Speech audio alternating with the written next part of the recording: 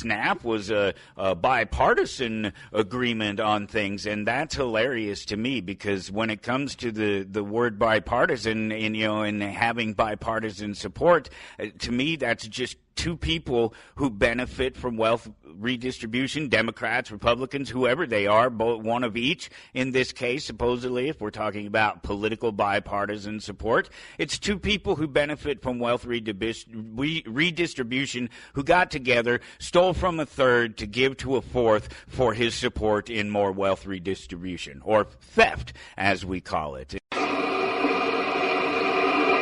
We are living in an artificially induced state of consciousness that resembles sleep. The poor and the underclass are growing. Racial justice and human rights are non-existent. We have been lulled into a trance. They have made us indifferent to ourselves, to others. We are focused only on our own gain. That is their primary method of survival. Keep us asleep, keep us selfish, keep us sedated. You're listening to Toward Anarchy on the Republic Broadcasting Network. Here's your host, Michael Storm.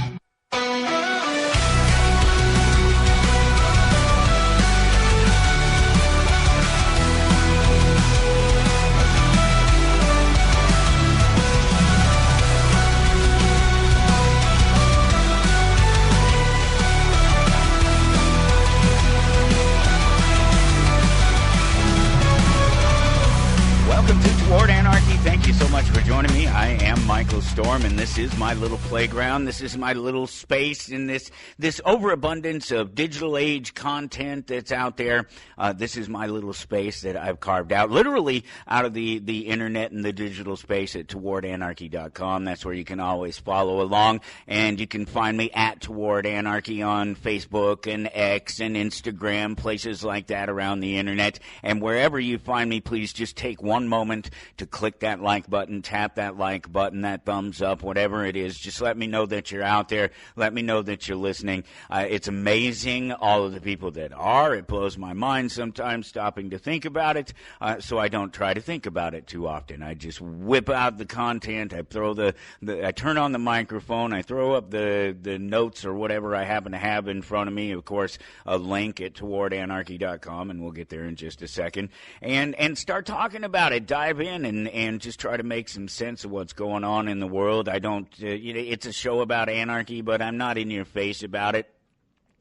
And I'm certainly not talking about wasting your time over trying to overthrow governments or waging an independent one-man war against the system, because there's not a lot of value in it. You get more value out of waging a war against the system doing what I do, just carving my space out in this digital age and putting things out there and letting people find them, putting the good information out there and letting people find it, because that's what happens. Good information, it's like the cream, right? It rises to the top. It comes to the top, and then you can scrape off the good stuff and leave all the bad stuff behind.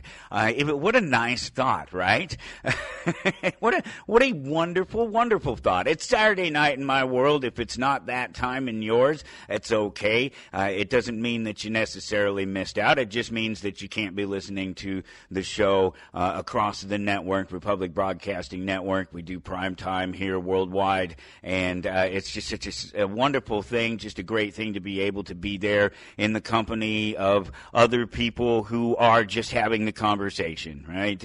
Obviously, they kill people for just having the conversation, so it's just as deadly as any form of combat. It's just as, when it comes to the information, when you have the good information, when you're pushing the good ideas, putting forth the good ideas and letting them do what they do, you catch some flack from people, and you catch flack from people everywhere, especially if you're talking about a political thing. It was actually kind of silly everybody's talking about the SNAP thing, right? It's a big deal, supposed to be resolved ASAP, certainly come Monday morning or so, depending on what a few judges and what the president's response is, what the White House's response is, and who knows what they'll do. And supposedly there's a couple of dollars that would be just a trickle that could fund it from someplace else, and none of it is great. And I just keep pointing out the fact that it's socialism, that this is what socialism does. It's all great and fine when the checks are rolling in, when the trains are running, but when the trains stop running, the checks stop coming, people start freaking out and people start losing their minds, and we get to a point where we are now in society, certainly American society, where it's not as stable as it has been in the past, and there's nothing necessarily on the future that's on the horizon that suggests that the future has anything different for anyone. And just having conversations with people and the SNAP thing coming up, and I bring up socialism and I bring up theft and the idea that it's just theft, that it is just more socialism, that it's just redistribution of wealth through the political class that takes their cut off the top of it and then redistributes it to somebody else. And the response I get is, well, SNAP was a bipartisan agreement on things, and that's hilarious to me, because when it comes to the word bipartisan and having bipartisan support, to me that's just two people who benefit from wealth redistribution, Democrats, Republicans, whoever they are, both one of each. In this case, supposedly, if we're talking about political bipartisan support, it's two people who benefit from wealth redistribution who got together, stole from a third to give to a fourth for his support in more wealth redistribution, or theft,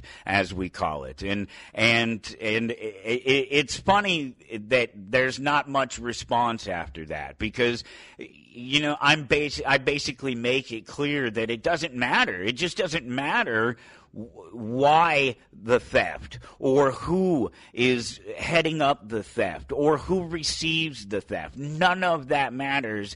It's the act itself that defines the theft. None of the rest of that matters. You're just making excuses at that point. You're coming up with different reasons why some people should get things that other people don't, and why some people should have to pay for those things that other people don't have to. And it's every excuse under the book. Oh, it's for the children. Oh, it's for the better of society. Oh, it's so they don't. That's what the government does it for is so that they don't revolt against them. And so whatever the reason is, it's just one more excuse for why somebody does something that is wrong to do in the first place. And so then you get into start talking about rights. Oh, well, it's our right as citizens, or it's our right as gay people or black people or whatever it is. It's just always some right. It's always qualified. That's the thing about it, right? It's rights, but there's a qualifier to it. It's citizens' rights, or it's a gay right, or it's a white right or privilege or something.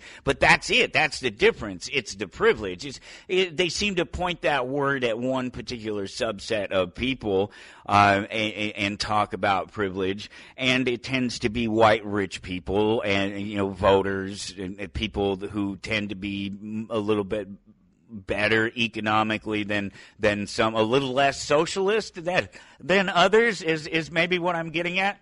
But seriously, if the rights that you're talking about, if they come with a qualifier, any qualifier, it doesn't matter what it is. I know I dropped a few in there, but you can come up with your own. I think the most important one is citizen. That's the one where they're citizens' rights. Well, that just means that nobody else has them, and that just means that they're privileges, that they can be granted to some people and not to other people, or it means that you actually don't understand what the word people means, and that it has nothing to do with citizens, and I could go on and on about that, but I will not this time, just because there's so much else to do. Go to towardanarchy.com to follow along, and you will see when you get there, just click the episodes button if it's not right up there on the front page, and go to 2025, and you'll see Dr. Dean Lloyd. He'll be my guest coming up here at the top of the second hour here. But until then, we'll talk about a number of different things, and they're up there, and we will dive into them in just a moment. There's a couple other things that I want to talk about before we get into those, because there's some great stuff up here. I have the links, 6 or 7 of them. It's old already, isn't it, right? It was about 10 seconds after it was out, but I still keep seeing mainstream media posts about it. What does it mean? It's the word of the year. It's, okay. All right, whatever. I'm moving on. I'm going on down the road. I'm 6 or 7 days past it all. Science is a bit like fiction. There are parts of it that are real and familiar, but the rest of it seems more like something that we're streaming over our television or our phone, over the computer, whatever it is, whatever device we happen to be looking at. And we'll get into that. There's some links to support that idea, and we'll do that here in just a little bit. But I want to talk about just a couple of other things before we do, because they're very interesting things. One is just you supporting the network. That's extremely important. You support republicbroadcasting.org. You go to republicbroadcasting.org to support Republic Broadcasting Network. You click that donate button over on the left-hand side. It's real simple. Just a couple clicks after that, and you are making a one-time donation or a regular donation or in any amount that you choose. It's all up to you. It's all controlled by you. You can manage it at any time. If you do start a regular donation, you can cancel that thing at any time. The power is all yours. You've kept the Republic Broadcasting Network on the air for a long time now, and it's amazing. It's just amazing. I know I myself have been here for almost 15 years now at this point. It's crazy. Off and on, I was gone for a little while, a couple of years in there, like 3 years in there or something, where I wasn't really doing anything. I just was around, and you wouldn't have known it. Other people knew it. That's how they knew to come ask me to come back and do a regular show, and I find myself here doing this thing every Saturday night. It's really cool, and it's all because of you. If you already know and you don't want to mess with the digital stuff, that's fine. Drop that money order or that check in the mail, 2251 Double Creek Drive, number 302, Round Rock, Texas, 78664. That's the address there. Or you can give somebody a call if you want to talk to somebody at the network, 800-724-2719, extension 3. And of course, the win-win, visit shoprbn.com. You support the advertisers. They continue to buy advertising across the network. Everybody wins. I love it. I think it's fantastic. I wish that there was more. I love seeing it grow. I love hearing. It's a weird thing to suggest it, but I love to hear the commercials, the spots run. I love to hear the advertisers. I love to hear that they support us and that you support them, and that they and the new advertiser. It's just it's all wonderful. It's all a beautiful thing to be a part of. I'm very lucky, and thank you for making it all possible with everything that you do. So this other thing that I want to talk about real quick before we dive in and just check out the links and everything that's on the page at towardanarchy.com. So I own a comic book shop. You know that the comic book shop is Amazing Fantasies here in Topeka, Kansas. And so it in and of itself is perfect for me because I get to interact with customers, and I get to interact with customers in a situation where it's unlikely that they're going to be upset. It's unlikely that there's going to be anger or frustration involved in my dealings with the people who come into the store. But we're not immune to it. We still get people every once in a while. I think in 6 years I've told 2 people not to come back. You just don't need to be back in here. We don't need your nonsense. It's not necessary. And that's not counting the couple that I've had to chase down in the parking lot and hold at gunpoint and take my product back from them. I'm not joking. So it's a business, but it's not a high-stress situation. The people that come in here are generally in a good mood. They generally are here because they want to be entertained and be happy with the things that they're spending their money on. The reason why they're here to spend money, they're here because they want to be. They're not here because they have to be. I'm not an insurance company. I'm not the government. I'm not groceries. I'm not the things you have to have. I'm the things you want to have. I'm those things that you need to have. You need to have, baby. You got to have yourself one of those. Yeah, and so it's really generally a low-stress situation, and I don't have to deal with too many Karens. But it does happen, and it's a wild thing when it does happen, because it's all usually very sudden, and it's all in a misunderstanding on their part. It always is. It's never that I don't understand what it is that my product is. It's a failure of the customer to communicate, or my ability to understand in their communication, which you can look at it either way. Both would be true at any given time. Their needs and their wants. And usually it's just that they're in a bad mood and they're just having a bad day somewhere else, and it's not that big of a deal, and any sort of roughness in there gets smoothed over by just doing the thing, getting into being in the comic book shop, talking about what's coming out, talking about the things that they like and the things that they're into, and that smooths that over. But there are some people that, especially if they're coming in, I guess it's an interesting place, because there are a certain subset of people that come into the store specifically because they have to get something for somebody else. They're looking for something for somebody else, a gift for a nephew or a grandson or a son or a daughter or whatever it is, and a best friend, buddy, something. So they're in a sense, they're not here voluntarily. Maybe they are, maybe they aren't. Maybe they feel obliged that they have to give a gift to somebody, whatever it is, but they're not necessarily here for themselves. They're here for somebody else, and so that's a bit frustrating for them, especially if they're not into the things that are in a shop, and they don't know what to expect, and they don't know what to look for. It can be something as simple as, very clearly marked new product, where I understand new product across the board. I know where I know where to look for prices on new product, particularly periodicals and games, things like that, because I've collected and participated with them all these years.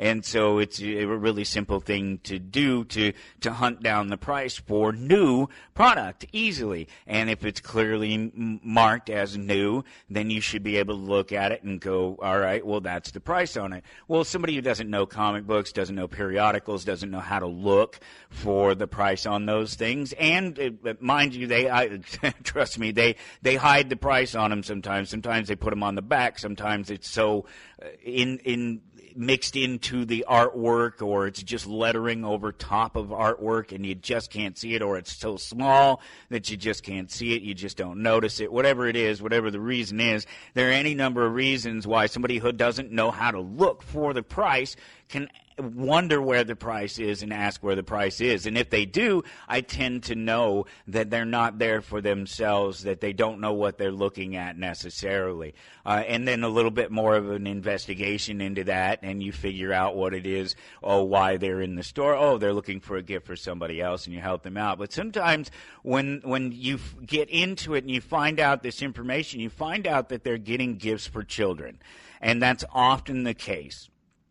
And we shift into a different mode when we are talking to somebody that doesn't know what they're doing in a place they've never been before, buying products for people they don't know, buying product they don't know for people they know, but they don't know how the person's going to handle it. They don't know. They just don't know. There's so many unknowns, and it makes it all very frustrating for them, and they can immediately go to some bad places, and it happens. And it happened here the other day, and it wasn't to me, so nobody can hold this against me. It wasn't to me. It was with my business partner, and he's actually better with the customers than I am. He remembers their names and faces so much easier than I do, and he remembers them and what they're into. It takes me a while to do that, and he seems to get it like that, and he's very helpful, and he's always quick to ask somebody if they need some help. I wait for a while. I let somebody come in and look around the store, and then if I see them sort of looking like they don't understand or they keep bouncing from one place to another, then I ask them, are you finding what you're looking for? Is there something that I can help you find? Do you need, then I breach that conversation. But Ben, he's quicker with it. He's right on it. He's really good about the customer service thing. So for him to get a Karen is a little bit weird. But it happens, and it's something like this, and this is crazy. So this particular Karen isn't the one who had the problem. This Karen comes in with somebody else, comes in on her own with somebody else, other people that are shopping here, and she comes up to the counter and she buys her stuff and she gets her things, and then she brings up to Ben, and mind you that when I say Karen, I'm not talking about one of these, that sort of thing, but it's still very much a Karen action what's happening here.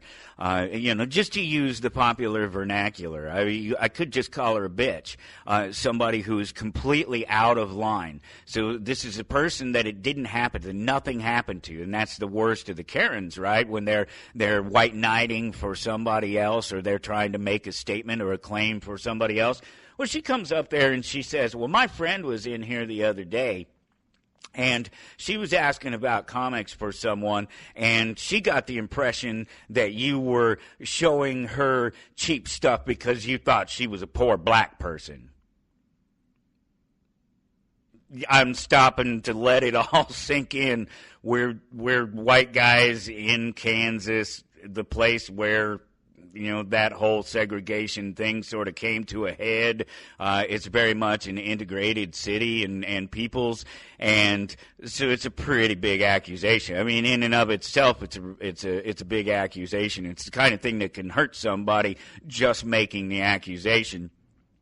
And for it to be third party like this coming at us, this means that there's already this problem where something exists. And she tells us that this problem is that her friend came in here and she felt like that that Ben was purposely directing her toward a cheaper product because he thought that she was a poor black person. That's an insane claim. It's an insane claim to make to somebody else and not the person that you're claiming it about, and to have it come back around third party. You understand why I'm using the phrase Karen, why I'm going with this particular line of thought when it comes to this individual and how this whole situation is. It's all a bit just okay. We don't need this sort of thing happening, and so I wanted to set the record straight, and Ben did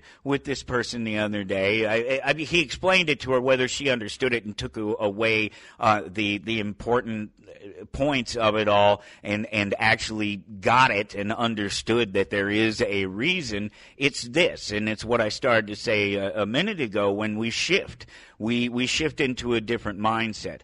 If a collector comes in the door, I know that his money is set to buy collectibles, and that he's going to buy the collectibles that he wants if I have them, and he's going to spend the money that he's going to spend whatever money it takes to get that line of collectibles. If it's high-end stuff, if it's things that cost hundreds or thousands of dollars, then I don't have to question that necessarily. I understand it. It's there. The person is telling me that they're looking for their collectibles. They're telling me the Wolverine's their favorite character. They want a 180. They want a 181. They want these things that are associated with Wolverine. And if you want a 180 or a 181 or a 182, Incredible Hulk from 1974, and if you want those three books, they're going to cost you. I think the pair in any decent condition probably run you $3-4 grand, something like that. Really, really decent condition. You get poor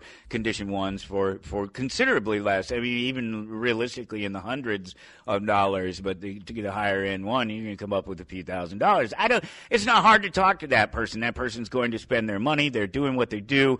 They have the money that they have. I don't have to question about it. They're making making the decision for themselves. But when the person that comes in the door has never been in a comic book shop before, is shopping for somebody else, doesn't know anything about periodicals, is buying for a kid, that's where I shift. Up until that point, when they say they're buying, until they say they're buying for a child, I'm still in that same mindset. All right, this is a person who's buying something for somebody. They're potentially a collector. It's all about their dollars. Whatever they have to spend, they're going to spend it because they feel that person is worth it, and that's that. I don't have to worry about one more thing. Giving collectibles, high-end, expensive things to children who are going to destroy them when I have suitable collectible things, especially if you're talking about comic books that you want to get them into, but even the toys, everything else, the cards, everything in here. There's a lower end side, a value end side where you can give the thing to people who don't care about the collectability or the value of it. They want to play with it. They want to enjoy it. It doesn't matter. Those things don't matter. They never matter. And what matters then at that point is do you want to spend $50 or $100 on something that somebody's going to destroy, or would you rather get them equivalently the same thing that costs $2? I have a whole bunch you can buy a lot of comic books for $50 at $2 a piece, like 25 of them or something, if the math is anywhere even close. And that's if I'm, not even feeling it and giving you a deal, which I generally would when you're buying some number of back issues like that. The $2 back issues, you buy 25 of them, instead of me charging you $50, it might be $40 instead. I'm there. I'm hooking you up with the discount. So it's not, it was just the most crazy thing to have happen in a while in the store. And we have had some crazy things. I did just mention the whole thing about chasing somebody down in the parking lot. It happens. And unfortunately it happens. But the thing about that is that they don't have to happen very often, especially the sort of chasing people down in the parking lot. Word about that kind of thing gets around, and the troublesome people don't come around. Also, just in case you're wondering, we don't have a ton of sealed Pokemon, so do not drive a truck through our walls trying to get the Pokemon, okay? We're just a happy little comic book shop that has a handful of loose cards and things, not a great deal of value in the Pokemon, maybe a little more value in the Magic, and especially just because there's so much of it, we have tens of thousands of commons and uncommons, and I think close to 10,000 rares, and that's in the store. But that doesn't mean value. That it's not like the Pokemon gambling. I said that for a reason, because it's a literal thing that's happening to the people driving a truck into a store or a storage locker where they know some of this stuff is at these it's Pokemon in particular that people have been doing it over. It's a really wild market out there. Okay, that was all I had to say about the whole Amazing Fantasies. People, Karens coming knocking on our doors. If you're ever into Topeka, Kansas, come visit us in the store and see for yourself. We're great people. We're wonderful people. We're all about making a deal. We're all about making people happy and seeing the smiles on their faces and helping people read. Excuse me, drink. It just happened again. Just not yesterday, it was the day before, that somebody came in, and I did exactly what I do. They're just kind of looking around, and it's actually three people, and so two of them are sort of off over there, and one of them's a little closer over by me where I'm sitting. And I just mentioned to the one, I say exactly what I said. Exactly what I just told you I say is what I said to him. I said, are you finding what you're looking for? Is there something that I can help you find? Are you into the comic books? Are you into the toys, the pops, the magic? He says, oh, no, I've never been in one of these places in my life. I'm here for my grandson over here, or my nephew. He said it was his nephew. And then I guess the sister was who he was with then, the sister and the nephew. And he says, it's them. They're into it. Particularly my nephew. We're here to buy things for him. He has ADHD and has some social problems and things, and he couldn't read and wouldn't read, and he wouldn't read these books, and he wouldn't. They try to assign him these things at school and these big books, and people would try to get him to read, and he's not interested in them, and he doesn't want to read. And what we found was comic books are a great way for him to learn how to read, and it's helped him so much. And it was just this amazing, wonderful thing. And this happens all the time. It does. It's just one of the most wonderful things that it happens for us. There's a home down the street that cares for people who have disabilities, mental disabilities, and they come in a couple of times every year, and we give them free comic books. There's a dozen of them or so, and we give them free comic books, and they come in and they have a little bit of money that they've saved up, and they want to buy. They love Deadpool and they love Venom, and it's just so wonderful, and we get to hear that story all the time, and it truly is the reason why I own a comic book shop as opposed to just read comics and collect comics, because I believe it's important. I think it's important that people have a place like this that they can come and they can participate. I'll tell you about it. We'll get to it. Let's do the articles, and we'll jump right to that first one. So go to towardanarchy.com. And there's this great article there about how Dungeons and Dragons is good for your brain and mental illness. And so we'll take a look at that. We'll just pop it up and we'll throw it up here right now. But my point in this is actually the science thing where I was talking about, where I said just a little bit ago when I was sort of giving a general description of what I do this for myself, so I have a general idea of what it is, so I can put those words down on the pieces of paper that are the digital pieces of paper, the website, and the places where you post the files, so that there's some direction and there's keywords and all these things. So it's a conscious effort to make it readable, not any sort of real direction or something that tells me that I have to go a certain way. It gives me my little framework, and that's why I provide it for you there at towardanarchy.com, so you can just kind of see my process. And so what I was saying was that science is a bit like fiction, science fiction, huh? It's great. You see what I did there? Science is a bit like fiction. There are parts of it that are real and familiar, but the rest of it seems like it's some sort of show that we're streaming or something across our phones, And that is what brought me to that idea, was going through some of the links and articles and things that I wanted to share and thought I might talk about. There were all these scientific things, and this is one of them.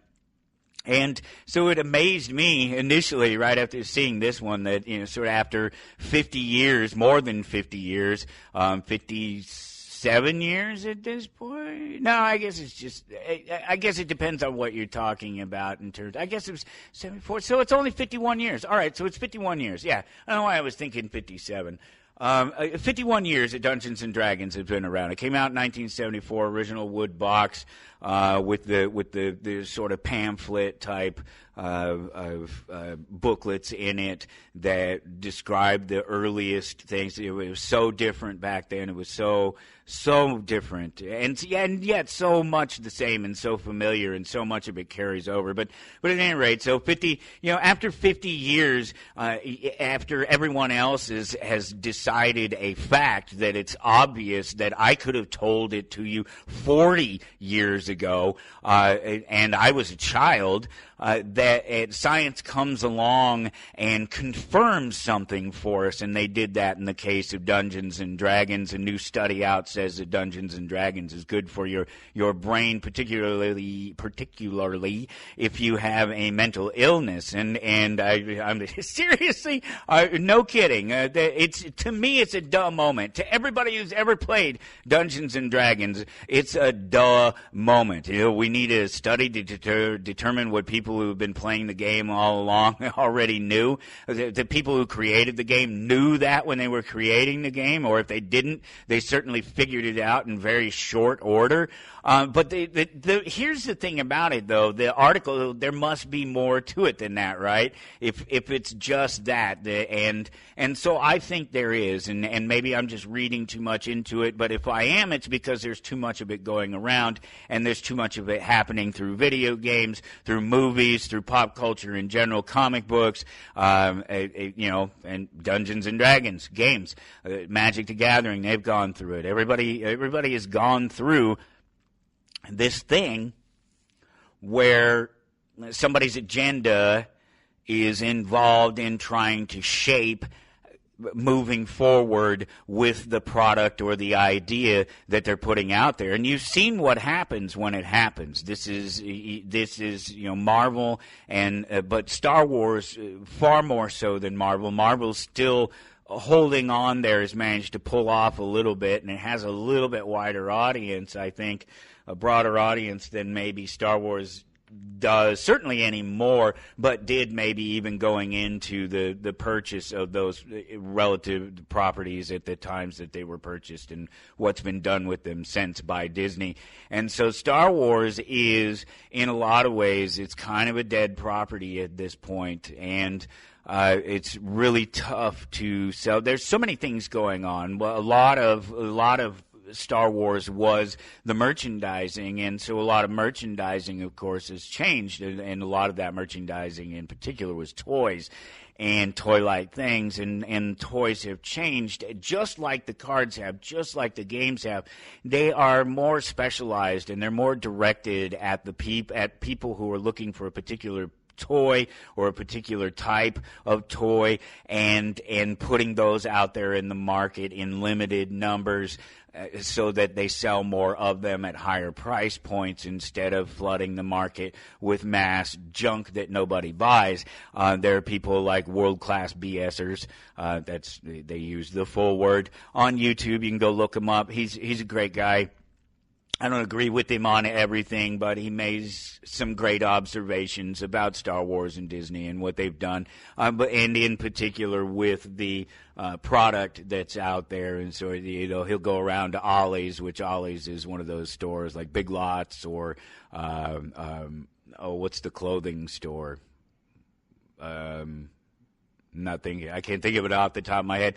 But at any rate, they buy closeout stuff. They buy lightly damaged merchandise, packages that didn't get sealed properly, stitches that didn't get made properly, dye colors that didn't come out right, tags that didn't get put on right. Whatever it is all sorts of clearance stuff, and they must have something going on with Hasbro or somebody like that, or somebody that does buy a lot of stuff from Hasbro, like maybe Walmart or one of the much larger distributors, and they buy all this secondary stock, and it's all stuff that nobody bought at Walmart, and so now nobody wants to buy over at Ollie's, and you watch it literally sit on the shelf for years, 2, 3, 4 years. It's ridiculous, and the stuff doesn't move, and nobody buys it. And he'll go, week after week, month after month, to different stores in and around his area, the state that he lives in, and states that are near him, as often as he can, and you just see it. It's up there, and it's all Hasbro, and it's all a lot of it is Hasbro. And that tells you exactly what I'm saying about the market shifting and this idea that they need to shift the market toward basically collectors, because there's no normal market for the stuff any longer. That normal people are no longer interested necessarily in toys, and it's something that I've noticed. The people that are walking the toy aisle are kids with parents, or more likely kids by themselves, and that they buy on a whim occasionally because they get a toy, because they saw something, whatever. They're in the store, they get a toy because they get to come to the store, and when they come to the store, they get to get a toy.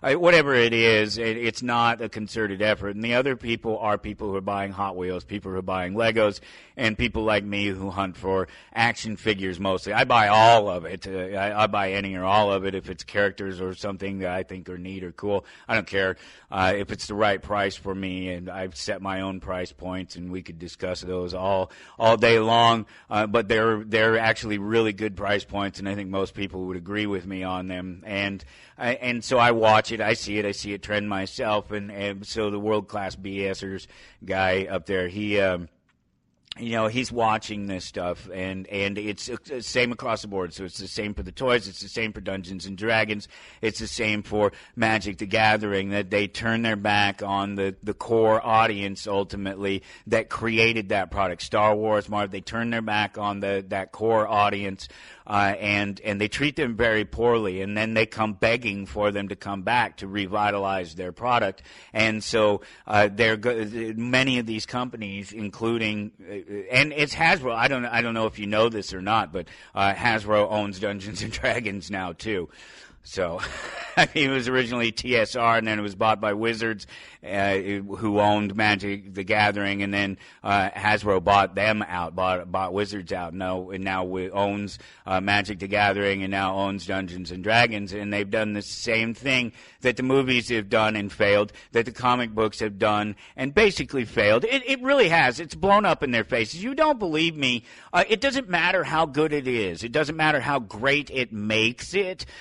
In popularity initially, this is a key thing with all of these collectibles and the things like the periodicals, the comic books that come out week after week after week, is that they drop off. There's a drop off in there somewhere where people stop.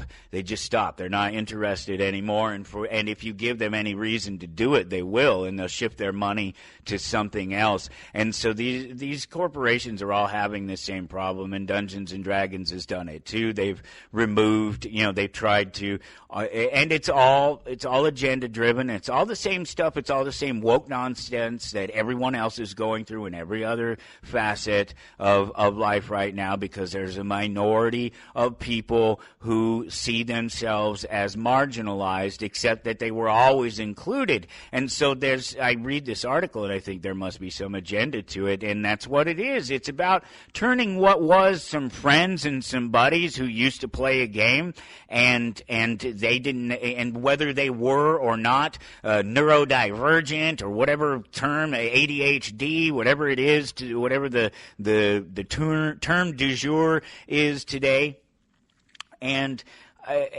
try to, it didn't matter whether they were or not. They were in the group. They were in, and they came and they played and they exercised all of these things, the creativity and the group experience and working together and creating and shaping a personality and creating and shaping a character, even if they can't do that in their own lives.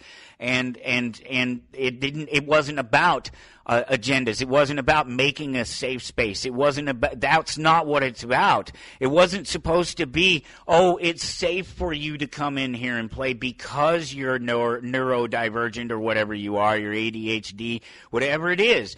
I don't even know. It's schizophrenic, whatever your problem is. That's not what it's about. It wasn't about you and your agenda and creating a safe space for you. It was about us already here in this space who were enjoying it for all the benefits that it were, whether or not we were or not messed up, and enjoying it with each other and experiencing each other as we are and taking each other as we are. And if you didn't like it, you didn't come, and that was it. That was it. You didn't have to change the game. You didn't have to claim that orcs were basically black people, and so now orcs can't be bad guys. No, orcs were orcs. They're creatures. They're evil, maniacal creatures. They weren't colors. In fact, they were green usually. It wasn't anything to do with colors. This is the same thing that they've tried to do with Tolkien and suggest that his orcs and trolls and things are things other than white people, except that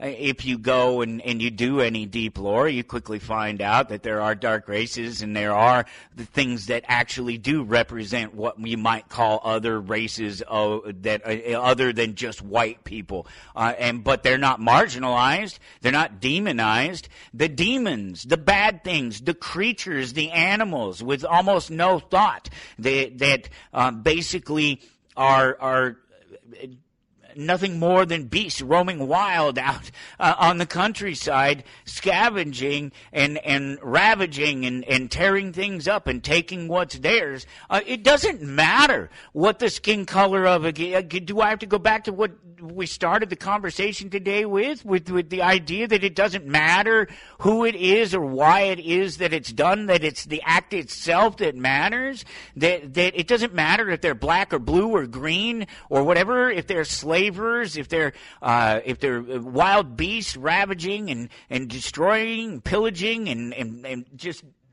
generally raising havoc. I mean, these are the bad guys. It doesn't matter what color nobody ever thought about that. Not one of us ever. Tell you from somebody who's been playing the game almost as long as it's been around, because I've been playing it since I was a young child. Not long, like less than a decade after the game was created, I was playing it. By 1980, I was playing it. By 7 years old, I was playing it. So it was 8 years old at the time. And it was just barely getting into what we know as advanced Dungeons and Dragons. Never once did I look at anything in those books and think, oh my God, they're talking about real life people.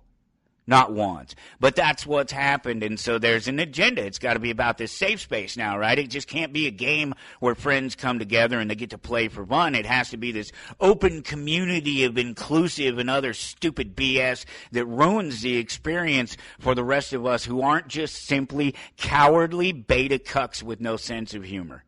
Seriously, that's what it's become after all this time, and that's the way they're all turning. It really is. All of these pop culture things, and it's because of the money. They want money. They want to pander to whatever the loudest, whiniest voice is, instead of continuing to create great games and worlds and places and spaces where people find themselves in it. Not where you wedge them into it. I started to say something about, let me give you a perfect example in the comic books. Miles Morales is a perfect example of it. He's the Black Spider-Man. And he is the first big shift. And there are all these people on one side, and it's not really the first big shift. He's the first big popular shift.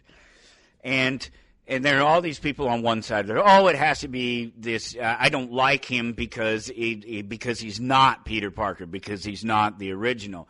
And I don't like him because he's a wedge character. He's a character that has been shoved into a space. They said, we need black representation in comic books. Well, there already was black representation in comic books. A lot of it. Amazing, great characters that people have come to love over the years. Storm and Black Panther and Black Bolt, and just 100 other fantastic people who are black people, black characters, drawn, created, written by black creators. And you know what else we didn't know? We didn't know they were black creators, and we didn't care. We didn't care. All we cared about was the comic book. Did it entertain us? Did we like the character? Do we see ourselves in the character? Is the character, does he represent the values that we think we hold in ourselves? We never once concerned ourselves with who was a color or who was a particular sexual proclivity or something. This idea that I don't want to see sex of any kind in the particular thing that I'm reading or seeing. Unless I'm specifically looking for a sexual situation, it's not germane to the story most of the time. So when there's a bunch of heterosexual characters and you wedge a gay character in there and throw him in my face, my problem isn't with the fact that he's a gay character. It's with the fact that I didn't want to see those other characters as straight characters and their relationships. That's not why I read the character, not why I read the comic book. That's not why I cared about the character. But the thing is, with the Miles Morales, here's the proof of it all, is the proof that this stuff doesn't work, whether you believe any of the rest of it or not. And I think you can safely go to any comic book shop anywhere in America and find this out and meet this out and find that Miles Morales doesn't sell anywhere near as close to the number of issues of comic books as Amazing Spider-Man does, as Peter Parker does. The Amazing Spider-Man comic book comes out twice a month. Miles Morales barely comes out once a month. We have, on average, 30 people on Amazing Spider-Man. We have 2 on Miles Morales.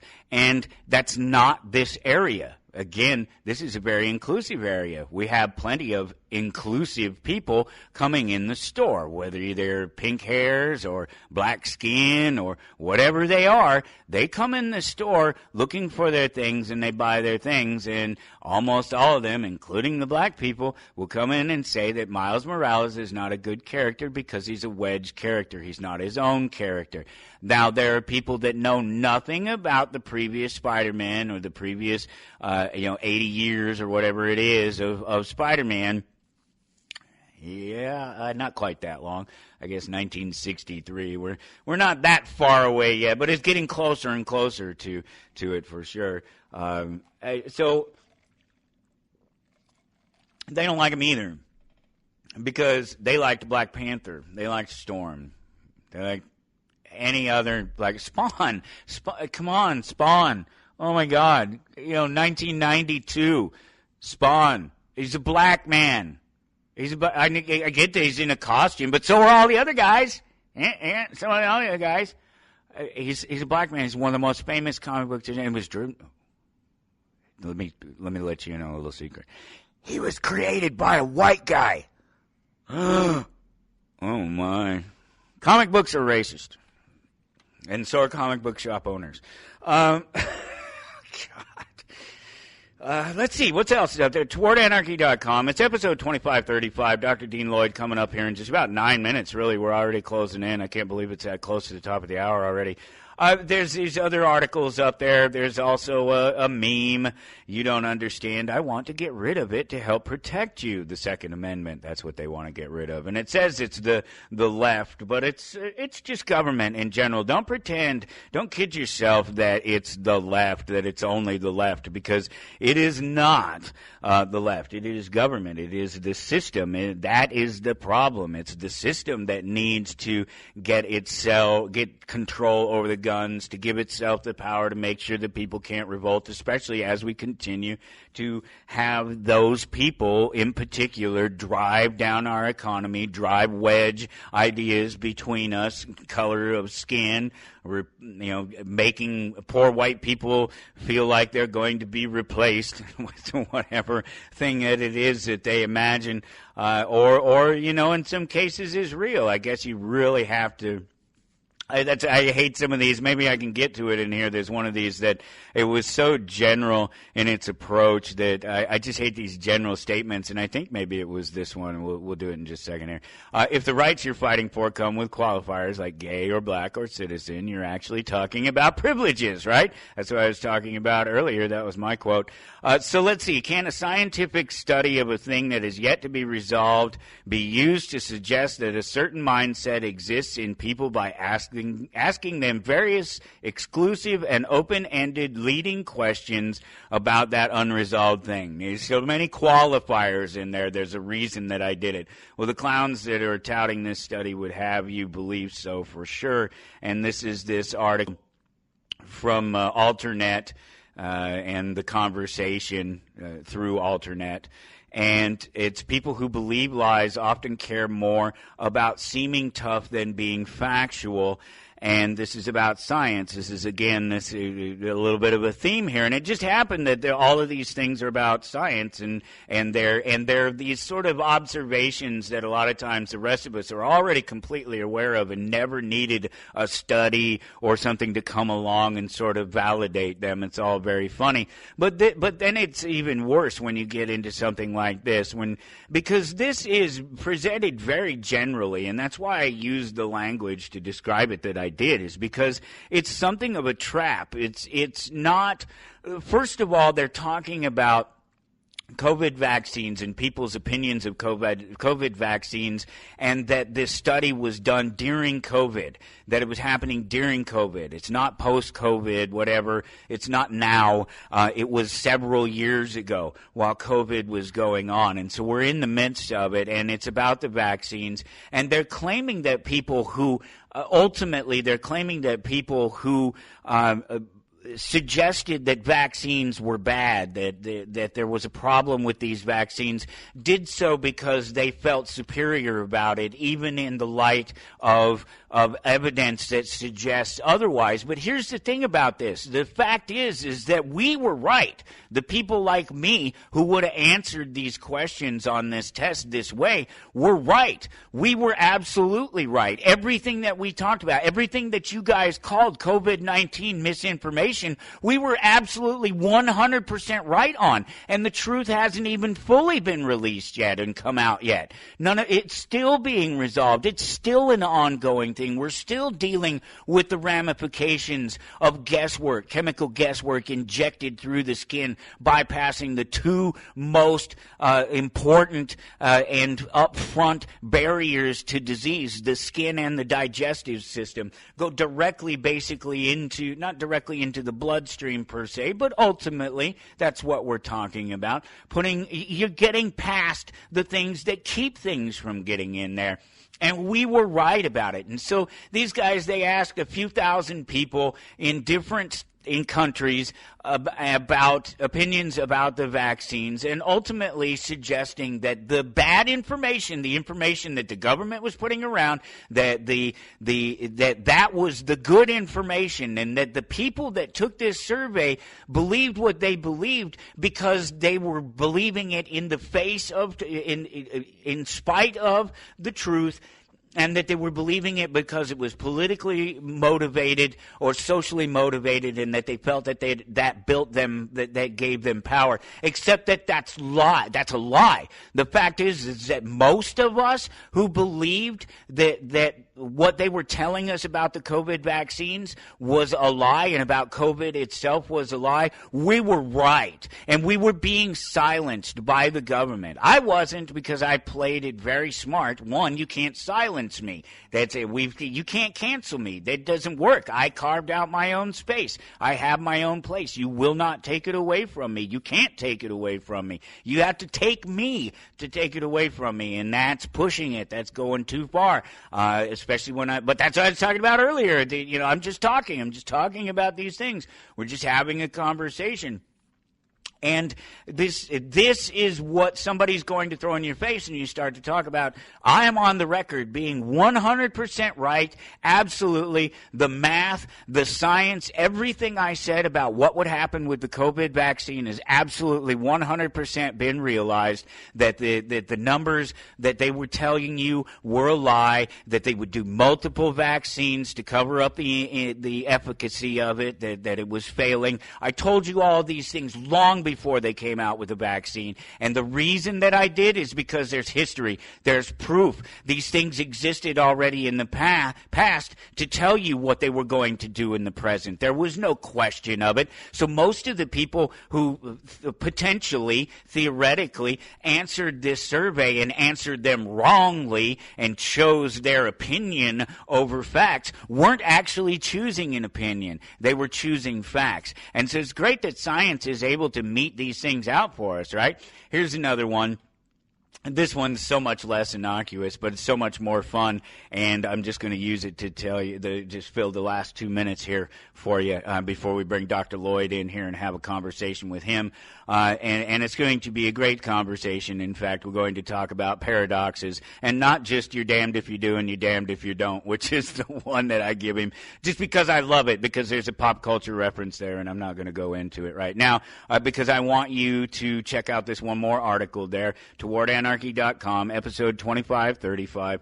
This article is there. It's called Musicians Feel Pain Differently. At least that's the link that I have. But it's another one of these science things and I just make my statement about science that oftentimes, and I say always, that it's behind the ball on relative observation, and that's a fact. I mean, you can look at many things and look at them for a long period of time. We can observe a factual thing for a long period of time before someone with a degree comes along and puts the general observations down on a piece of paper and then tells us it's a fact. We already knew it was a fact, but this is another one of these instances where they've done this, where previous observation, and now they've made it clear to us that it's a true thing, it's a real thing. You've been observing it all this time, but it's a real thing, and it's that musicians feel pain differently, and anyone who knows musicians or is a musician would know this, and it's because we build up literal physical mapping in our brains of our bodies, and that mapping, I've talked about this before, literally physically in the brain, and then the mapping that the brain has of the rest of the body itself exist in there, and literal connections are formed to create new functions and to make other functions easier, and oftentimes those are things that cause pain from the repetitiveness of them, or from stretching, moving yourself, your fingers, your hands, your body in ways that they wouldn't otherwise move repeatedly to make these interesting things happen with these instruments. They're up there, towardanarchy.com. Click that like button and stick around because Dr. Dean Lloyd is up next. We'll be right back. You're listening to Toward Anarchy.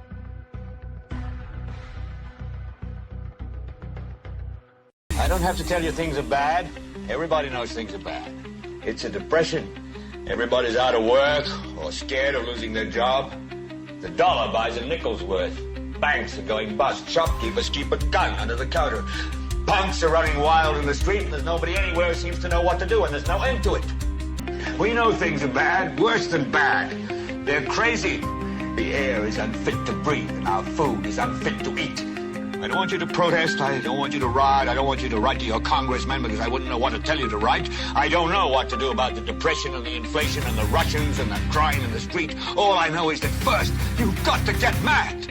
You've got to say, I'm a human being. My life has value.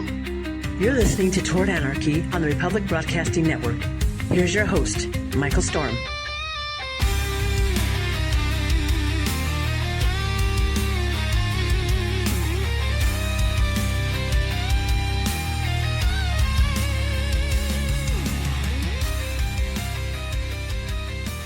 Okay, here we go, off into hour number 2. Go to towardanarchy.com to follow along. You're looking for episode number 2535. When you get there, you'll see Dr. Dean Lloyd is my guest, and he is sitting right here. Well, not right here, but, relatively, and he will jump in the conversation here in just a minute. We're going to chat about paradoxes and have a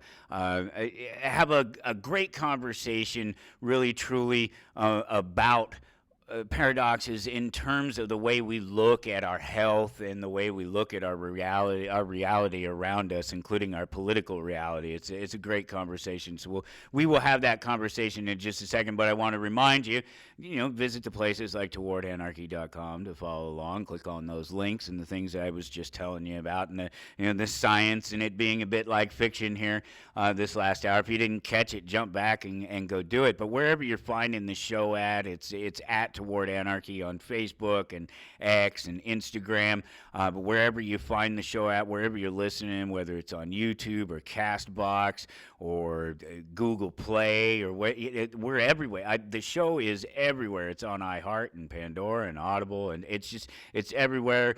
So it makes it that much more important, please, to click that like button to let me know where you're at out there, not just that you're out there, because man, pulling the the matrix, the metrics in the matrix, and that's an entry. That's one of the links you got to look back there at towardanarchy.com that I didn't get a chance to talk about last hour, and that was how math proves that we don't live in a simulation. So while you're talking about the matrix, now it's hard to pull the metrics together on some of this stuff. It can be real tough with it being with the broadcast being in so many different places as it becomes a podcast, whatever, and it being in all those different places. It's hard to tell necessarily how many people listen in one place over another. I know it's a lot, and I know it's from all over the world, but it's really cool when you click that like button personally and let me know that you're out there. Dr. Dean Lloyd, it's always great to talk to you. Thanks for joining me, my friend. How are you?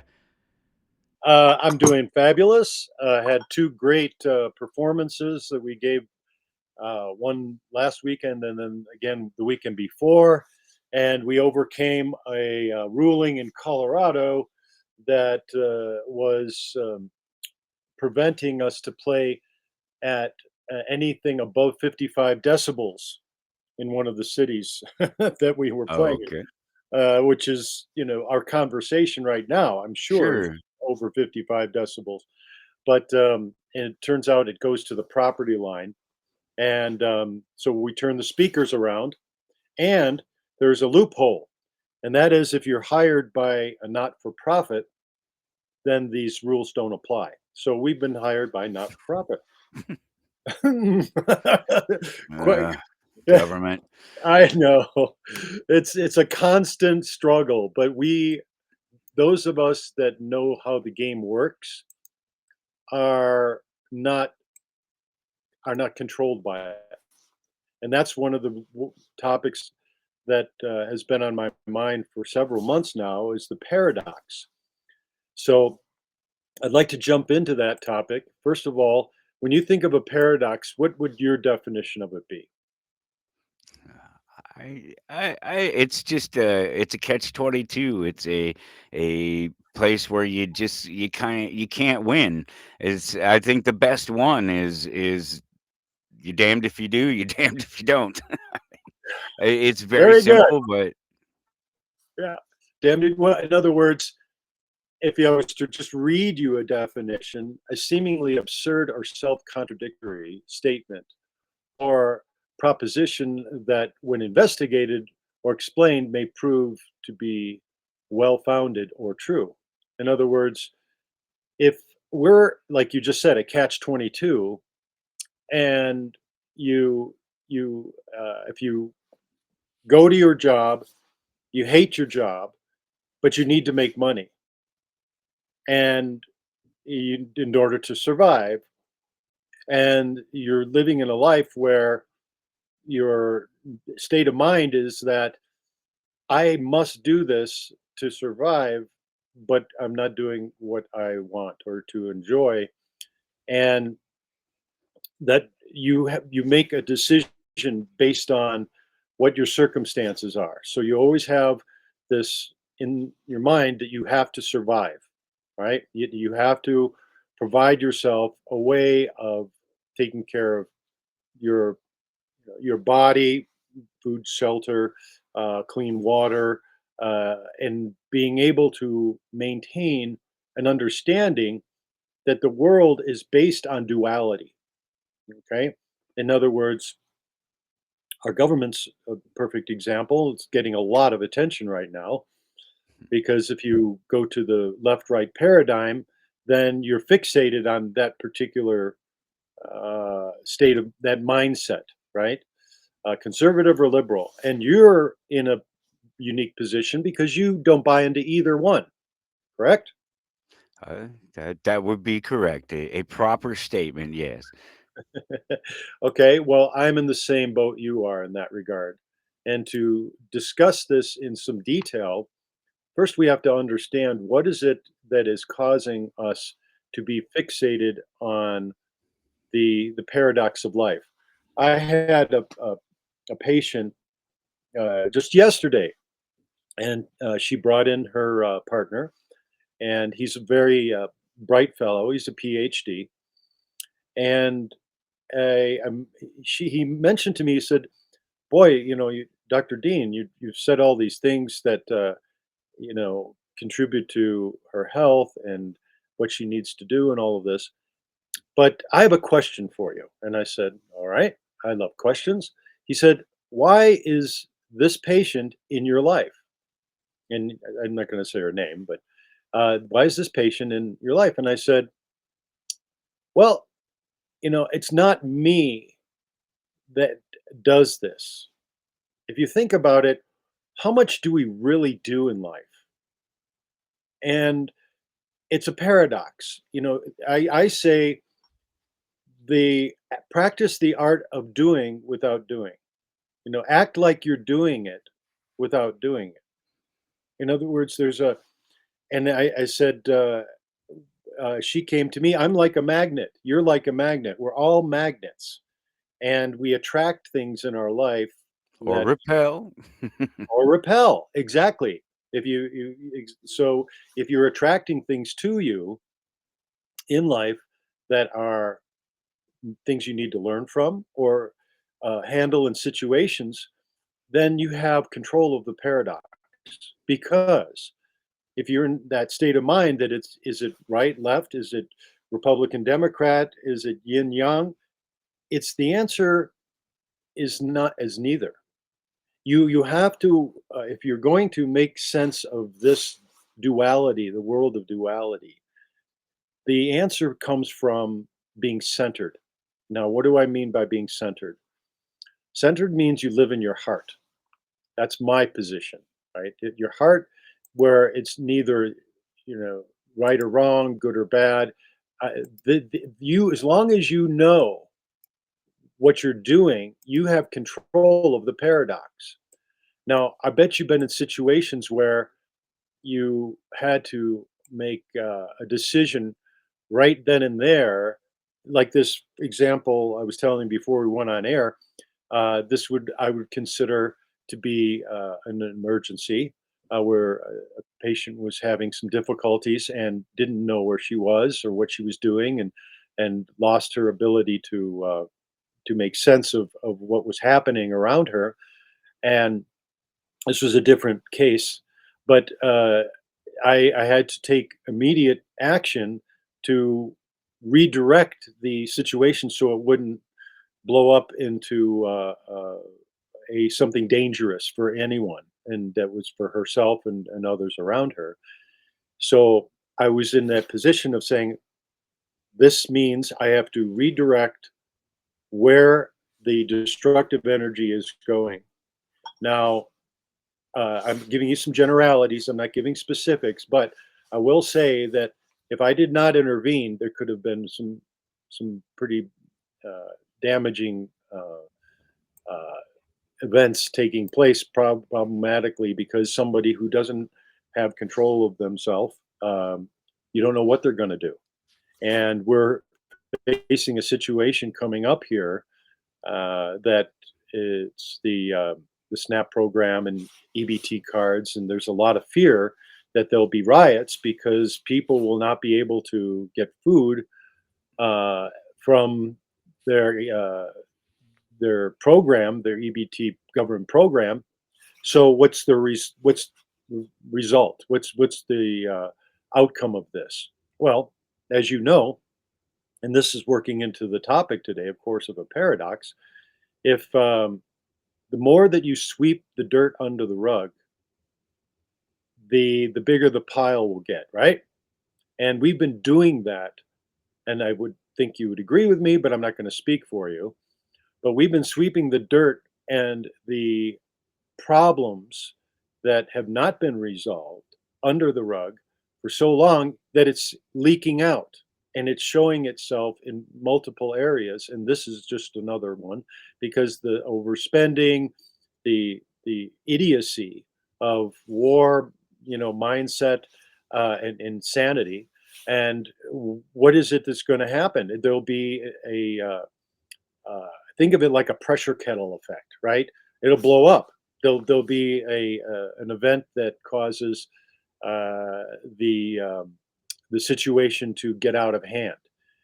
Now, I'm assuming that if that, that this event that's coming up, that there's not some, immediate change in direction, that there'll be a buildup of anger and there'll be a buildup of frustration, and people will want to survive, right?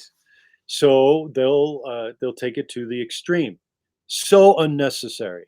This does not need to happen, but it's being forced upon us. So I wanted to get you, first of all, your current event, if you're familiar with the situation that's coming up with that EBT problem.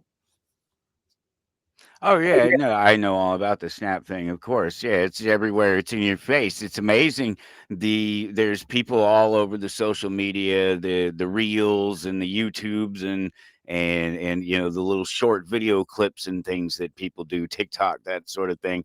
And there are all of these people, and it's a certain subset of the population, generally speaking, it seems to be, that is very upset about the fact that they're no longer going to be able to feed their children, and it's amazing because they have nicer phones than I do, nicer cars than I do, and a nicer home than I do. So I really am kind of sick of hearing about it, and it's funny because I've been talking about this for weeks now.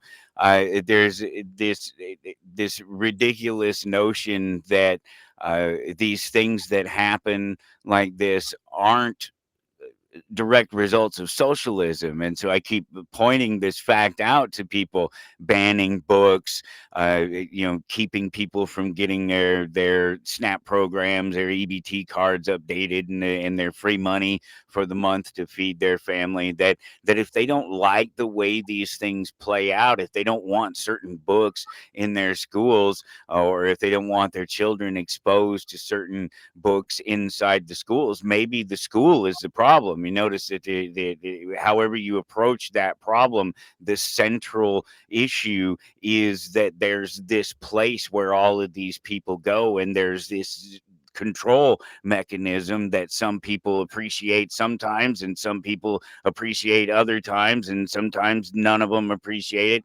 it. And really, we're sitting here sort of talking about paradoxes and the sort of the false paradigm of government. This is the paradox within government. This is the problem with the false left right paradigm, is that while each one of these sides is over here hollering about the thing that they're hollering about, they're never addressing the root cause, the root problems of these things. And they won't look at the socialism, for instance.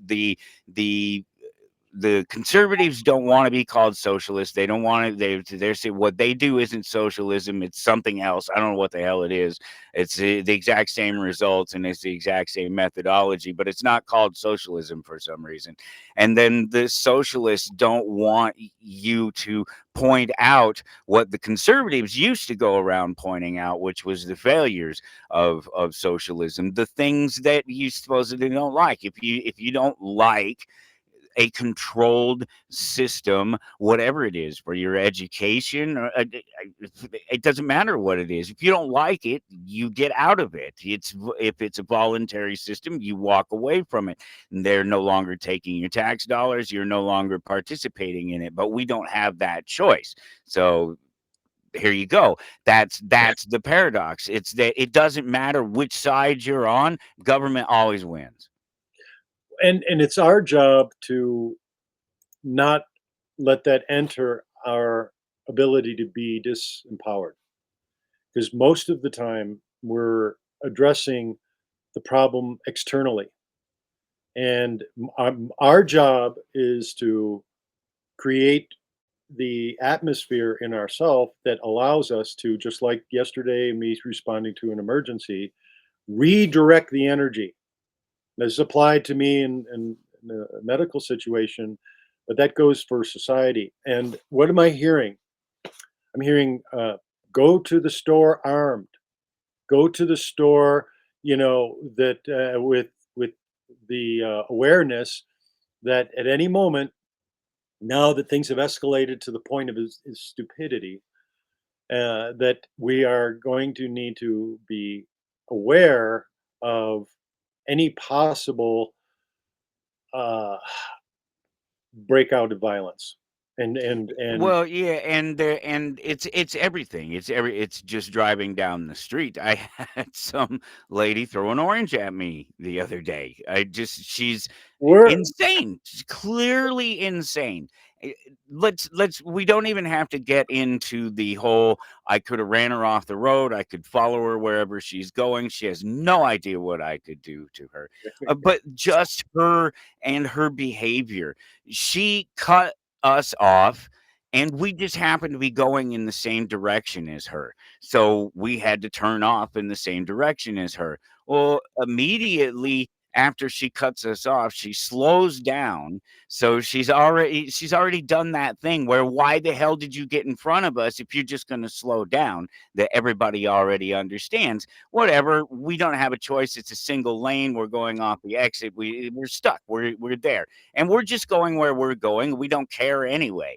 She's already gone by. We didn't do anything about it. We don't care about it. But she's in her head. She knows that she cut us off. right. She knows that she made us mad because I flipped her off when she drove by.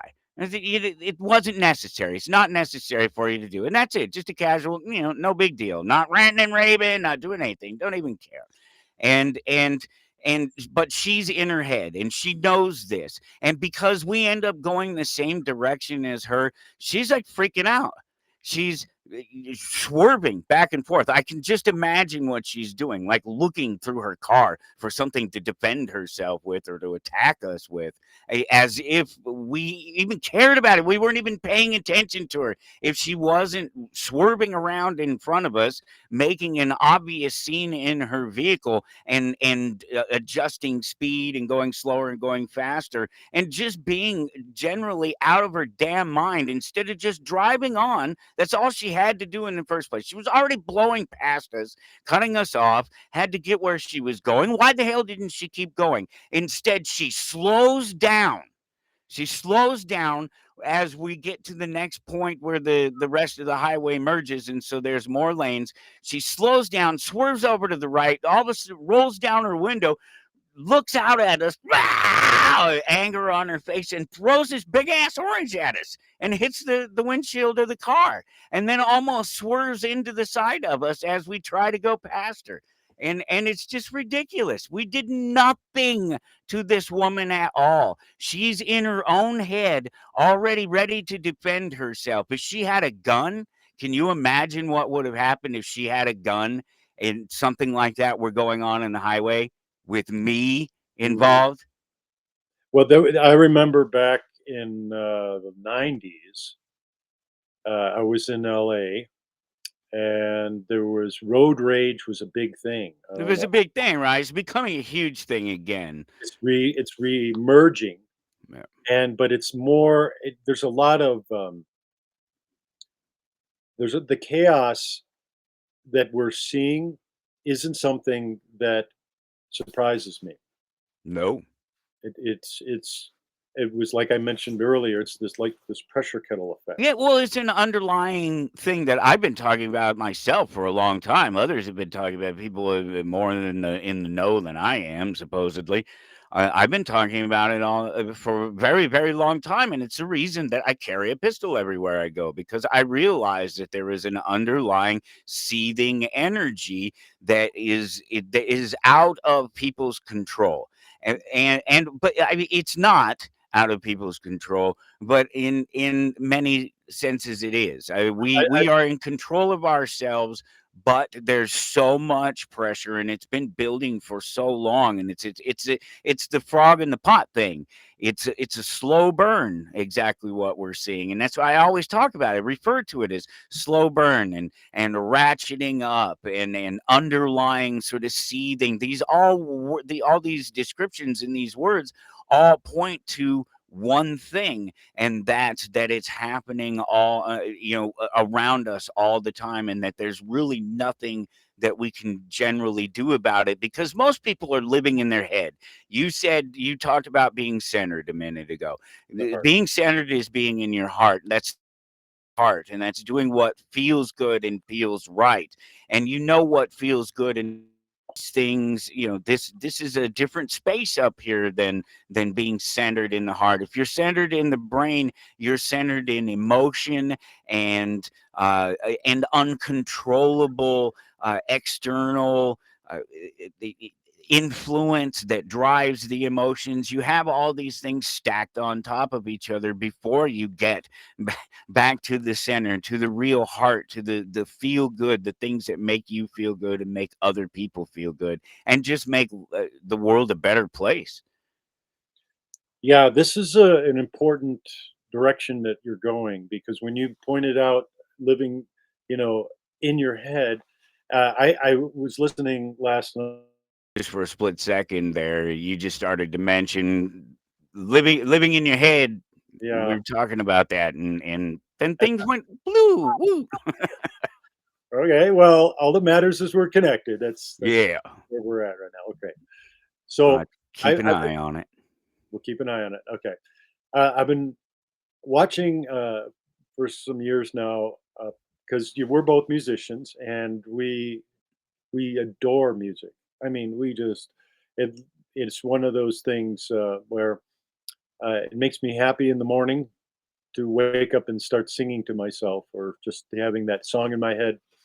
But it's where the artist in me is living in a place where I'm co-creating. I'm constantly in that discovery mode where I realize that I'm, as much as I've progressed in this lifetime and as much as I've learned, I'm always a student of my own process and how that I continue to adjust. I ask, patients a lot about, uh, is this a change that you're ready for? I personally am constantly changing, and that makes it so that I'm not fixed on a particular state of mind. If something more appropriate comes along, then I'll adjust to it, right? So the getting to this being in your head, I'm a musician and I enjoy a show called The Voice. And Joe Walsh from the Eagles, and his own individual career, he's been through some really challenging drug addiction problems, and he's overcome much of that. And it was really good to see him as one of these mentors or coaches to these up and coming singers. And one of the suggestions that he made when the uh, I'll call her the student, but Hmm. she was one of the participants, right, in the show, said, "How do I prepare myself for a performance?" And he said, "You've got to get into out of your head and into the song." Now, she says, "Well, at night I'm constantly thinking. I'm constantly wrapped up in my head. I'm always, I'm pensive. She just said she was in her head, really, but basically she can't stop her thoughts.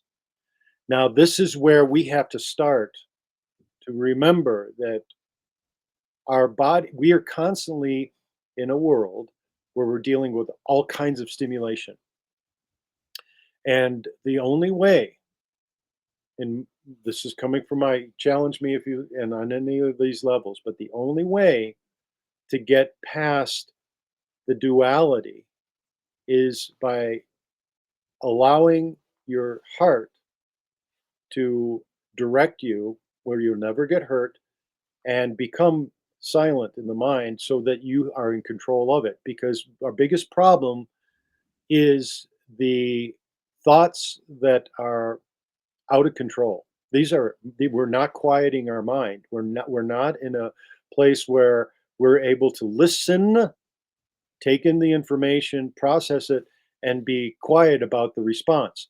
Now, it was the act of doing without doing is a very high order. That in other words, this event that happened yesterday, where it was an emergency, but I took control of it.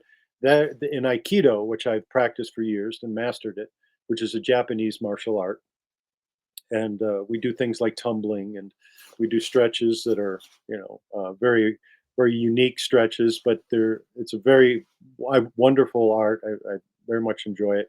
And of course, Qigong, Tai Chi, these are martial arts of the,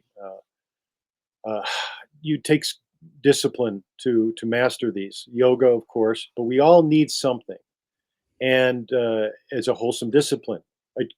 Currently, I've been an avid swimmer for many years, and very much enjoy it. But I quiet my mind when I'm able to do this. I'm processing the information that I need to when I'm doing my art. All right, and that means music. Music is a yoga for me. Okay, swimming is a wholesome discipline, and it's a form of yoga for me. Tai Chi is the same thing. These are unique techniques if you are able to get in a place where you're putting your mind. It has to be somewhere. You have to put your mind somewhere. And if you're putting it in a place where you're balancing where the thoughts are, this active, really, fast moving thoughts, if you're able to make that calm down, bring the energy down there and come back to the center, you're going to prevent the lady throwing oranges at you from, allowing that energy to escalate, to cause to be, something where it develops into something, harmful for both. And that's why it's our job to recognize it before it becomes a problem. That's the best way. If you're actually in a situation like I was, then my job was to redirect the energy in another place so that it doesn't become harmful. And that takes skill. I'll tell you a story of an Aikido master who's on a bus, and there was this big guy. I mean, this was in LA. This was about 1989, something like that. But it was a while back, and this guy was drunk, and he was on a bus that was full of people. And he got on the bus, and he's kind of, swaying back and forth, and he's, hey, where's my seat? Hey, you move over here. And there was the Aikido master in the back. He was sitting, and you know how they have like a row of seats in the back? It just the very last row has multiple seats. It's like four or It's a five. complete row. There's no Yeah, gap in the in the middle. back, right. Well, he was sitting in one of those, and there was no seats to be had, and there was a mother with a child, and she had her little carrier there, and there was couple here, there, and it was so he saw this immediately, and what did he do? He motioned to the man and said, "Oh, sir, over here, come here. I have your seat for you here." And broken English. English is not his first language. Japanese was. And he directed, and then the guy that's is trying to muscle his way in and making a lot of noise. He he went towards the Aikido master, and I for those that can't see the video, I'm motioning my hand towards my opposite shoulder and to the space next to my seat. Now, what was that motion? It was directing Direct energy any energy. away from them and directing it to himself next to him. So he, in his very skillful way, was taking energy and moving it to the place that was out of danger or would have caused, could have caused some, fights or something stupid escalating. It's taking that extra energy, literal extra energy that doesn't have any place to go, and he's giving it a direction. He's giving it a Giving, space for it yes, to put itself. redirection, right? Um, and, uh, and turning the light around. I had mentioned that in a previous show, right? So he took this energy and directed it next to him, and then he's kind of still wobbly, and he go, "What are you talking about? My seat? Where is that? My?" And he says, "Oh, over here, over here." So he came. He actually moved towards him, and he kept motioning. The Aikido master kept moving his hand in that direction. That gave him a place to be.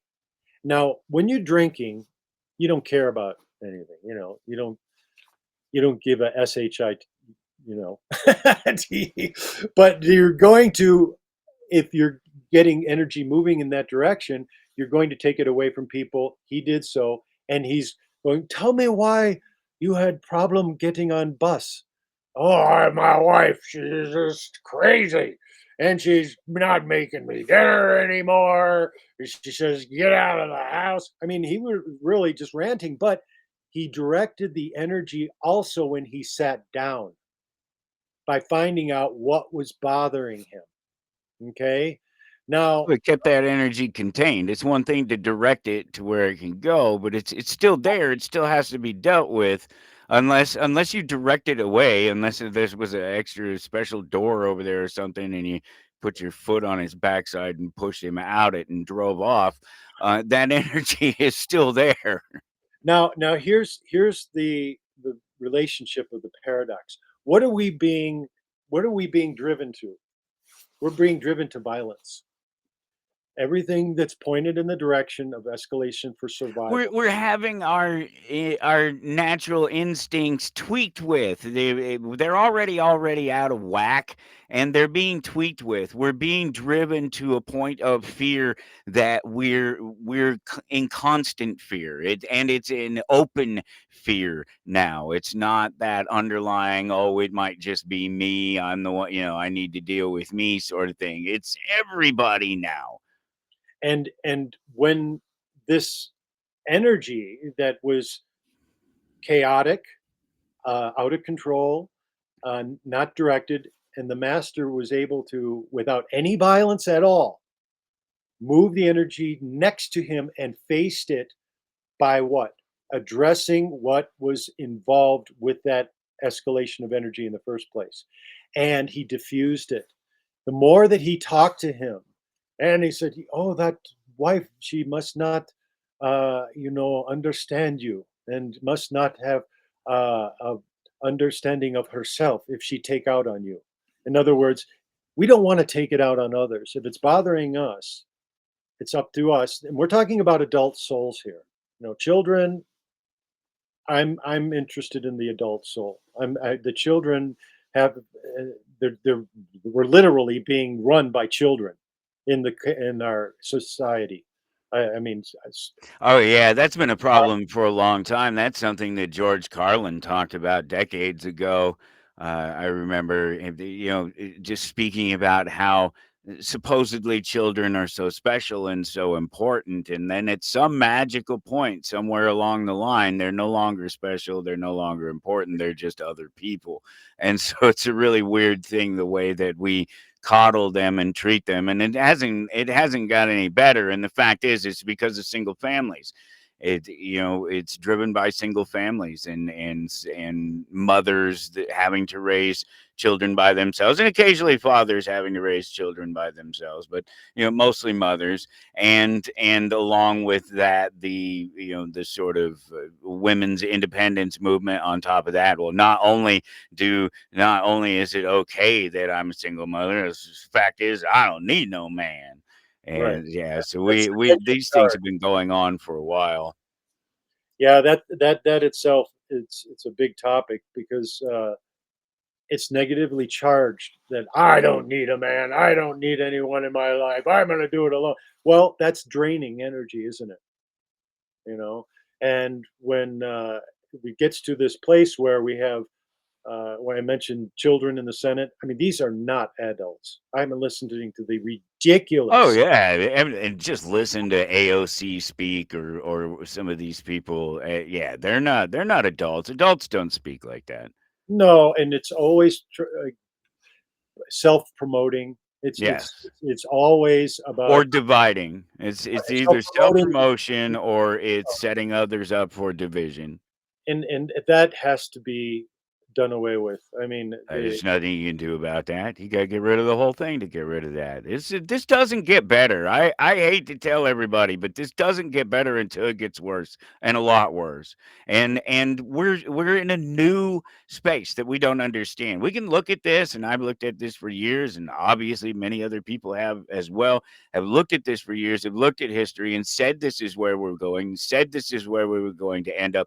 The only thing is we don't really know where it ends up. We know that this is what we were getting to and that it continues to get worse here, but we don't know where it ends up because there are so many different things today that have to factor in, technology being the biggest one of them.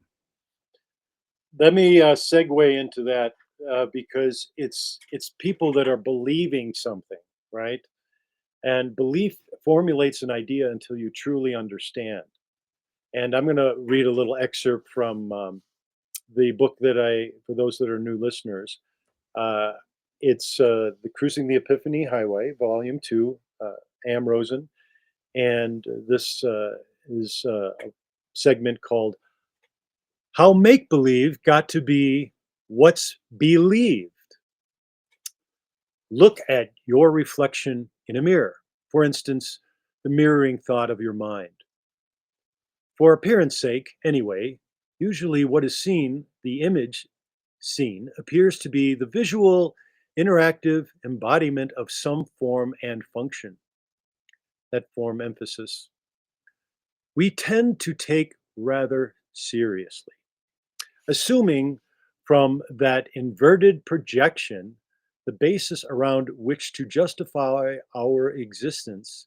The inverted image in the mirror may seem to be real, but it has no substance, nor does the image of memory reflections conceptualized in the mind, which one has isolated as a me, quote unquote, have any substance.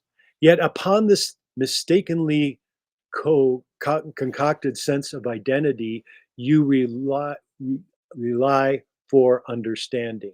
In other words, this mirror image that we're looking at, we take that as who we really are. Okay? This is just a moment in time, this face. If your hair isn't combed or you need to shave, in my case, in your case too, we put on this image that we want to present as the look that we want, to come off as this is saying who I am. This is me. I've got a beard, I've got blue eyes, I'm this, 174 pounds, whatever. And so when that image is always changing, what stays constant is your state of mind. It's your consciousness, and your everything around you revolves around your consciousness, your awareness, and you're constantly evolving because there's no end to growth, there's no end to awareness, and you are in that position when you're looking at your mirror, right? That moment in time, that means that it's not who you identify with. When we're talking about identity, I mean, identify as a, transsexual or something. I mean, how you identify yourself, that's a reversal of who you are, because the I is what you operate from, but your consciousness is who you really are. And so that's why when it's talking about the believing, people are believing, they form, that's a formulation of an idea. But when you buy your belief and not understand it, it controls you. And that's why we have this constant conflict always when we have that duality about belief being the primary motivation for defending yourself, defending who you are, how I identify myself, who I really am. In other words, it becomes a negatively charged position to come from when you're not understanding how you are evolving. If you take the tools that you've been given and say, for example, one of the disciplines I mentioned, I'm a swimmer. It's a discipline, but it takes energy. It takes a lot of energy, actually. It takes energy output. It takes energy to make energy. So my point about this mirroring thing is that if we are aware, if we make we look in a mirror and we make a face that's really angry and tight, is that how you want to look in life?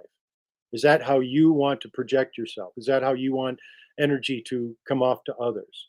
Or if you've got a soft smile? Is that how you want to come off to others? Or is that how you want to put your energy out? There's a time and place for everything. I'm not trying to stop you from being anything but yourself. That is Walk around really, with a scowl on your face. yeah, right, exactly. Whatever. What I'm talking about is refining your ability to pick and choose what type of energy that you're putting out there. And by way of, looking at the mirror, that's a technique. But I will also give you a very valuable tool that I learned years ago. This also came from my dearest friend, Am Rosen, is that he said to me, if someone's yelling and screaming at you, if they're throwing, their fist up in the air and they're calling you to blame, put up a mirror and let it reflect right back at them. Mhm. And so that you're looking through the mirror at them, and it's not allowing that energy to come at you. And that's a technique that I've used for years, and it's a very useful one. And I would suggest that most of what's going on right now, when I'm going outside and I'm seeing how much energy has been escalating into the chaotic place, my guard is up. I'm very peaceful in my actions and so forth, but my guard is up, and I'm prepared as much as I perceive myself to be prepared, because there may be a situation where, I'm being challenged. And if that's the case, well, I've got the state of mind.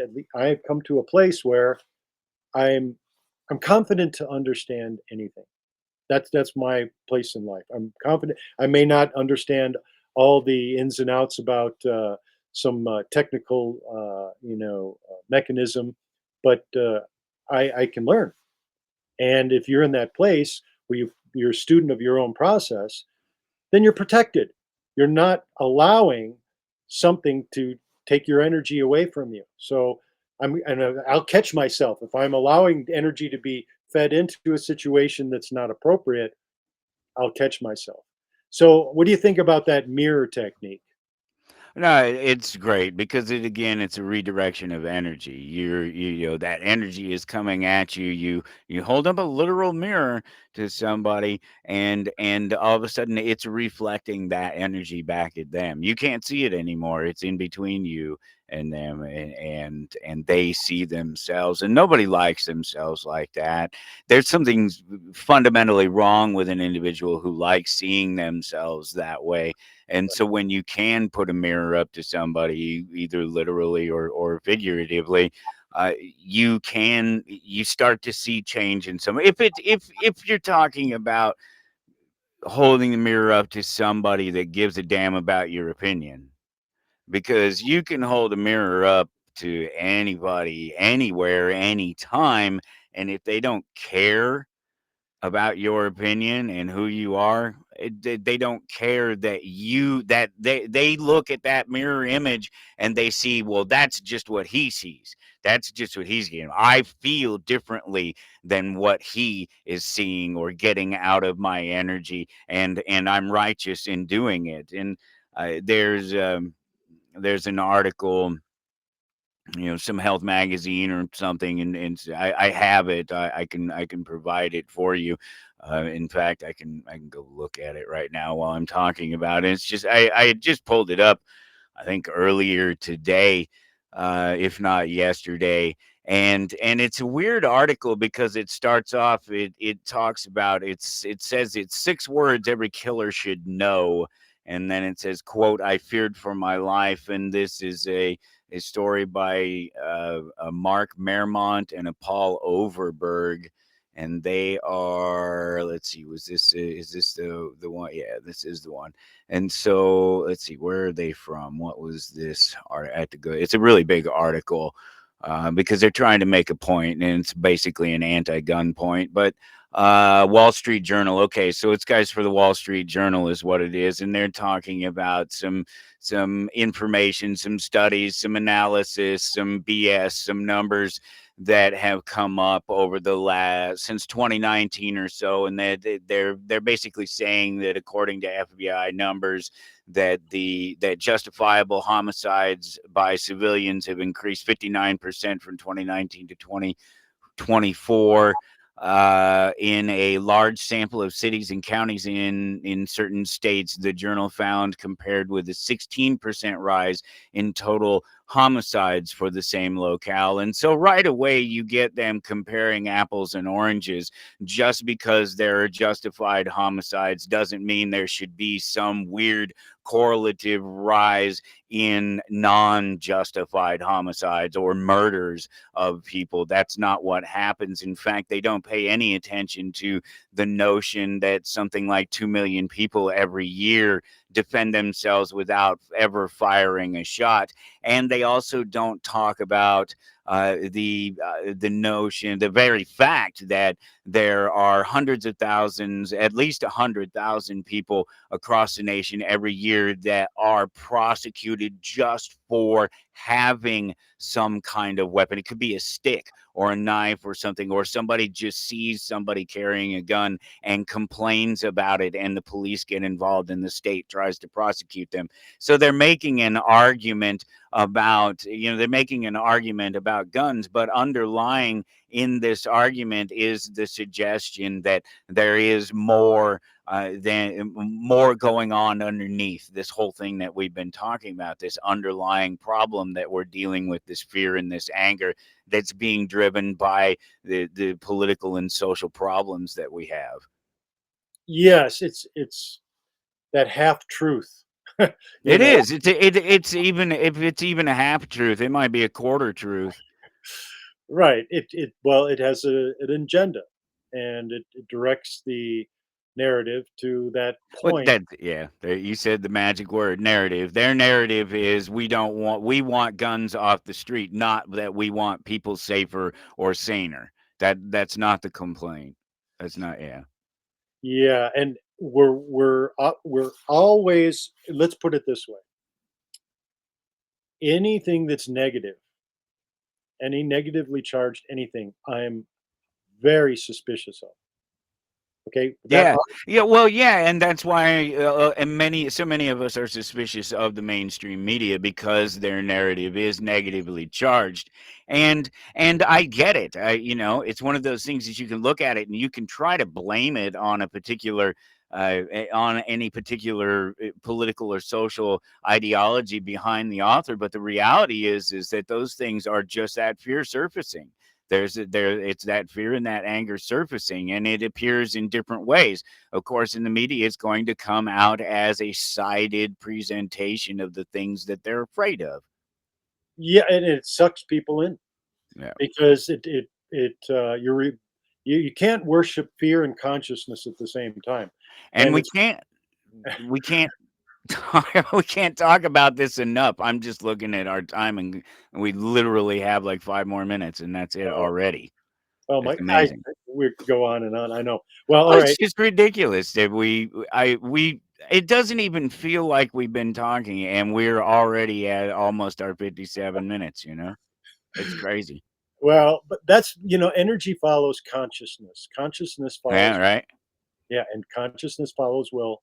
So what we're providing is if you don't mind me, having the audacity to say that I figured it out, but I have, and I have gifts to offer, and this is why I'm encouraged by a few different things. One is that I'm watching the narrative shift in people. I'm watching them attempting to create a question that they haven't intellectually formulated yet, but I typically help them along with making that question. So I end up asking, "Do you mean?" In fact, we had a previous show where I asked Ellis, that was a caller. I said, "Do you mean this?" And I reformulated, and he said, "Yes, that's what I mean. That's the question I want to ask." And I'm seeing that. I'm seeing a curiosity of what it was that they were programmed, patterned, and conditioned to ask instead of the question that they really want answered. Okay, now I can go into some specifics, but it's probable that you are dealing with people in your life that are not well. They're not healthy, and you, if you're in a position of being a caregiver or you're someone who's a position of authority or as far as making decisions, like a mother making decisions for their child, they are typically there to uh, be a sponge to what the doctors are offering in terms of their answers with their tests and diagnosis and so forth. But what we do in our other show is I want questions coming at me that are about their health that they weren't uh, they weren't properly informed about on how to address a condition, like what are my other options about how to treat pain? What are my other options about dealing with insomnia? What are my other, instead of sedating me or painkillers or antidepressants? What are my other options? And I will be, I love questions, as you know, Michael. So, in any case, it's that type of energy that we're providing the space, so that I want you to be empowered, and to do that requires the right kind of understanding of how to formulate the question. And we can go into that in our Yeah, we'll just have to pick it up again, and maybe a little bit later, because I'll see you in about an hour and a half. Oh, right. That's right. Okay, well, I'm looking forward to it. How close are we to the end of the show? We're there. Okay. If you got a thought. No, I'm good. This is a topic we're going to have to just keep on. Awesome. Well, I will catch up with you in about an hour and a half then. And I'll see the rest of y'all next week. Perfect. The thing that will stop you being creative so effectively as the fear of making a mistake. Now, if you think about play, you'll see why. True play is experiment. What happens if I do this? What would happen if we did that? What if? The very essence of playfulness is an openness to anything that may happen. A feeling that whatever happens, it's okay. So you cannot be playful if you're frightened that moving in some direction will be wrong, something you shouldn't have done. I mean, you're either free to play or you're not. You're listening to Toward Anarchy on the Republic Broadcasting Network.